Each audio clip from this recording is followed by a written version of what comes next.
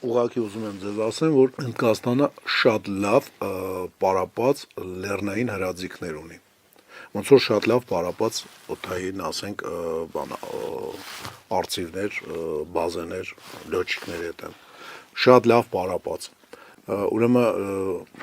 մի ուրիշ կոնֆլիկտի մեջ Չինաստանի եւ Հնդկաստանի միջև, որը որ պատերազմի հայ-հայա պետք է վերածվեր սրանից մի քանի տարի առաջ, պետք է բախվեին տեխնիկապես հագեցված ռոբոտի պես չինացիները,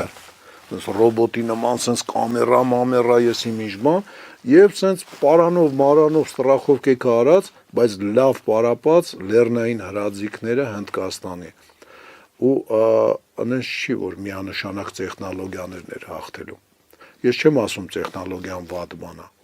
բայց որ տեխնոլոգիային կարաս հակակշիռ դնես լավ մարզված պարապածությունը, դա բազմաթիվ ռոլիկներ կա ռուս-ուկրաինական պատերազմից։